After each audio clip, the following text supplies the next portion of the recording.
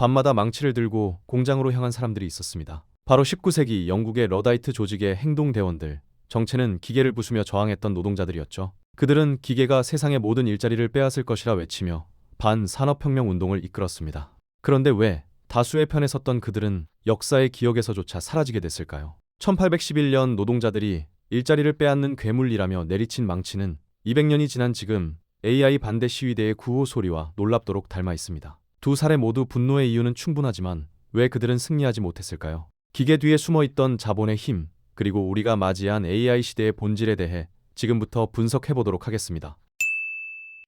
1811년 겨울, 영국 노팅엄의 공장지대에 밤마다 정체불명의 무리가 나타났습니다. 횃불을 손에 쥔 수십 명의 남자들이 공장 문을 부수고 들어가 방직기를 망치로 박살냈죠. 그들은 범죄자가 아니었습니다. 바로 전날까지 그 공장에서 일하던 숙련 노동자들이었어죠. 새로 도입된 방직기 한 대가 숙련공 10명의 일을 대신했고 공장주들은 그 자리에 임금이 훨씬 싼 비숙련 노동자를 앉혔습니다. 한 세대를 바쳐 갈고 닦은 숙련공의 기술이 단 몇 달 만에 쓸모 없어진 셈이었으니 분노가 폭발하는 건 시간 문제였죠. 러다이트 운동은 순식간에 노팅엄을 넘어 영국 전역으로 번졌습니다. 서울에서 부산까지의 거리를 훌쩍 넘는 범위에 수천 개의 공장이 습격 대상이 됐죠. 영국 정부는 이를 단순한 노동 분쟁이 아니라 국가에 대한 도전으로 판단했고 결국 기계 파괴 행위의 사형을 선고할 수 있는 긴급 법안이 통과됐습니다. 1만 명이 넘는 군대가 투입됐는데 당시 나폴레옹 전쟁에 파견된 병력보다 많은 숫자였습니다. 지배층이 이 운동을 얼마나 심각하게 받아들였는지를 고스란히 보여주는 대목이죠. 그런데 지금 이 장면 어디서 본 듯하지 않으신가요? 최근 할리우드에서는 작가 조합과 배우 조합이 동시에 파업에 돌입했습니다. 핵심 요구 중 하나가 바로 AI 활용 제한이었죠. 200년의 시간이 흘렀지만 구호의 본질은 놀랍도록 같습니다. 내 일자리를 빼앗는 기계를 멈춰라. 하지만 여기서 역사가 우리에게 던지는 불편한 진실이 하나 있습니다. 러다이트 운동은 결국 실패했습니다. 기계는 멈추지 않았고 오히려 더 빠르게 퍼져나갔죠. 그들의 분노가 더 뜨겁지 못했기 때문일까요? 그들은 미처 알지 못했죠. 기계를 부수는 속도보다 기술의 발전과 기계의 보급이 훨씬 빨랐다는 것을요. 러다이트가 놓친 것은 바로 그 핵심이었습니다. 기계는 도구였고 진짜 문제는 기술을 누가 먼저 알아보고 소유하느냐였죠. 200년 전 직조공들이 미처 보지 못한 그 구조, AI 시대를 사는 우리는 과연 똑같은 실수를 반복하고 있는 건 아닐까요?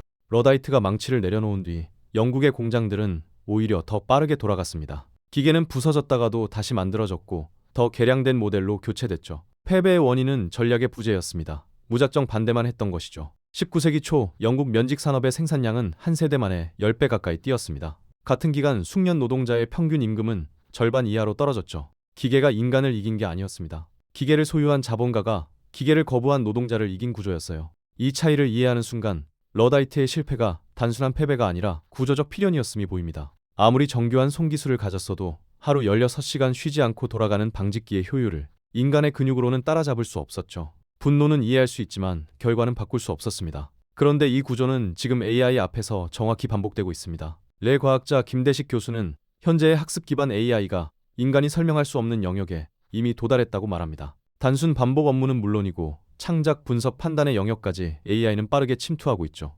숙련도의 격차가 아니라 효율의 차원이 달라진 거예요. 중요한 건 이 지점입니다. 기술 자체는 중립입니다. 누가 얼마나 빨리 손에 쥐느냐가 계급을 결정했죠. AI도 다르지 않습니다. 지금 이 순간에도 소수의 기업과 개인이 AI 인프라, 데이터, 알고리즘을 빠르게 장악하고 있어요. 망치를 들고 공장 앞에 선 직조공처럼 AI를 거부하는 시간이 길어질수록 그 격차는 더 벌어집니다. 기계는 죄가 없습니다. 그리고 AI도 죄가 없죠. 문제는 언제나 같은 자리에 있었습니다. 그 기술을 누가 먼저 소유하는가?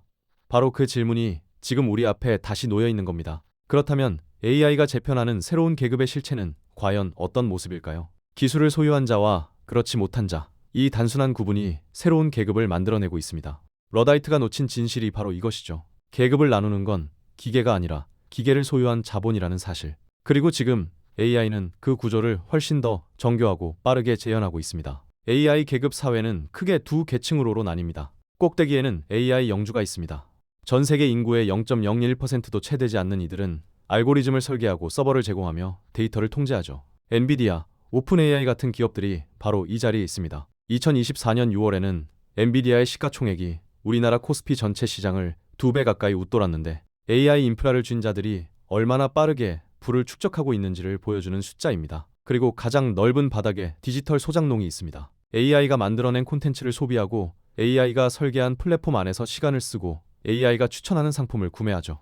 생산하지 않고 소비하는 존재. 그것이 이 계층의 본질입니다. 문제는 이 삶이 꽤 편안하다는 데 있어요. 넷플릭스는 취향에 맞는 영상을 끝없이 추천하고 유튜브는 다음 영상을 자동으로 재생하고 쇼핑 앱은 지갑을 열기도 전에 원하는 것을 보여줍니다. 불편함이 없으니 저항할 이유도 없죠. 이것이 바로 가스라이팅 유토피아의 구조입니다. 안락함을 대가로 판단력을 조금씩 내어주는 사회. 스스로 검색하지 않고 스스로 선택하지 않고 스스로 생각하지 않는 것이 점점 자연스러워지는 환경 속에서 인간은 서서히 영원한 노예가 되어갑니다. 한국 사회도 이 구조에서 자유롭지 않습니다. 네이버와 카카오가 추천하는 뉴스를 읽고 유튜브 알고리즘이 짜준 세계관 안에서 정보를 소비하는 구조는 이미 일상 깊숙이 자리 잡았죠. 플랫폼이 설계한 동선 안에서 하루를 보내는 사람이 늘수록 AI 계급의 피라미드는 더 단단해집니다. 당신은 지금 이 피라미드의 어느 층에 서 있습니까? 그리고 그 자리에서 올라갈 시간과 방법은 있을까요? 사다리는 아직 남아 있습니다. 단, 그 사다리를 잡을 수 있는 시간이 무한하지 않다는 게 문제죠. 2009년 우버가 처음 등장했을 때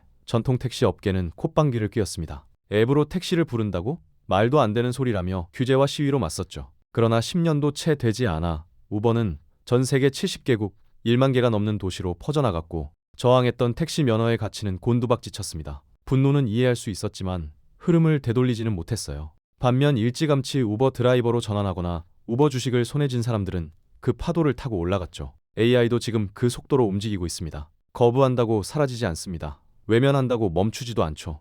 그렇다면 우리에게 남은 선택지는 무엇일까요? AI 연구자들이 공통적으로 꼽는 키워드는 하나입니다. 바로 판단력입니다. AI는 20년치 법률 판례를 20초 만에 검토하고 수천 장의 의료 영상을 순식간에 분석합니다. 숙련도의 싸움에서 인간은 이미 졌죠. 그러나 AI가 내놓은 결과물을 검토하고 승인하고 그 결과에 책임을 지는 자리는 여전히 인간의 몫입니다.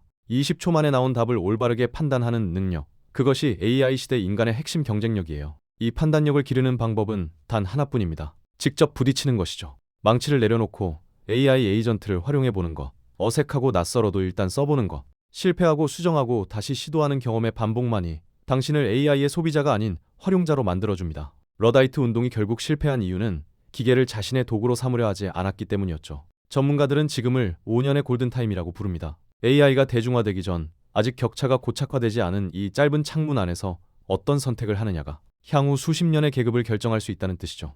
핵심 교훈은 하나입니다. 기술을 거부하는 자는 역사에서 사라지고 기술을 소유하는 자가 다음 시대를 리드하는 법이죠. 한국 사회 역시 플랫폼 의존과 알고리즘 소비 구조에서 벗어나 기술을 생산하고 활용하는 쪽으로 무게중심을 옮기지 않으면 디지털 소장농의 구조에서 자유로울 수 없습니다. 200년 전 영국 직조공들이 내리친 망치는 이제 여러분 손에 있습니다. 당신은 어떤 선택을 하시겠습니까? 오늘 영상이 유익하고 재밌으셨다면 구독과 좋아요 부탁드리겠습니다. 영상 제작에 큰 힘이 됩니다.